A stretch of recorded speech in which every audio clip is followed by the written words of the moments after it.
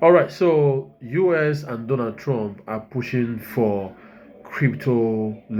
regulation and acceptance, okay?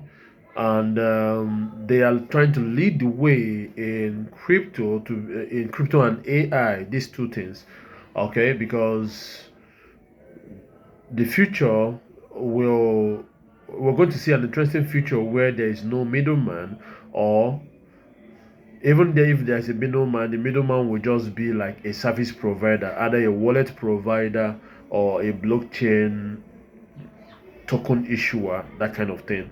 Okay. And part of the main reason why they are pushing for crypto legislation, regulation, and adoption in the US is because of the US dollar, dominance of the US dollar. Currently, the US has more than 50% dominance, global dominance, in the sense that it's being used as a means of payment globally. And then you have the the Chinese yen, and or renminbi, and then you have the euro. Okay, you have the British pounds. Okay, but in terms of trade, you talk about the US dollar, the Chinese yuan or renminbi, and you talk about the euro. Okay, and then there are talks of the BRICS nations coming up with their own currency, and by doing that, those countries which is involved in BRICS, which is Brazil, Russia, India, China, and South Africa. Then there are some other member countries or partners like Nigeria, okay, and some other countries that are about to join. I think there's another new country that joined recently. So they're trying to create their own currency, BRICS currency that they can use to trade within themselves. Now, if you look at global trade, these countries do most of the large volume of global trade. Like China, for example, is manufacturing for almost everybody, almost every part of the world. Russia is the kind of the energy supplier for Europe, despite the fact there is ongoing conflict with Ukraine. Um, Brazil takes care of the South American market. India is a very massive country with large population, large talent pool, and when it comes to area of medicine, technology, they are there. I don't know if you get what I'm saying. And Nigeria, we have the population, but we import a lot, and we import a lot from China, India. I don't know if you get what I'm saying. So if these BRICS nations succeed in creating their own currency, it will in a way not replace the US dollar but reduce the dominance of the US dollar. Okay, so and creating these BRICS currency will have some bottlenecks here and there, but with Donald Trump making moves like the Stablecoin Act, for example, which you already know it is $1 to uh, one USDT, or $1 to one USDC, or $1 to one DAI.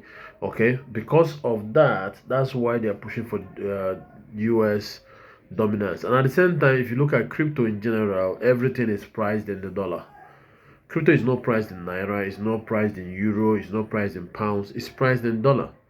So when you have an asset class that can, number one, reduce cost of global payment transfer, number two, is as fast as hell, faster than your MoneyGram, faster than your bank transfer. Are you get what I'm saying? When you have an asset class like that, that can be used as store of value and also can be used as payment, then you challenge the current financial system that is being used for global business transaction. And by doing that, you find out that there is no way those countries are going to succeed in at performing the stable coins or even Bitcoin and other cryptos that people use in Litecoin that people use for payment and business transaction. So it's either those countries, it's either those bankers now start issuing their own stable coins, like we heard JP Morgan is looking into that. Okay. Or so at the end of the day, you find out that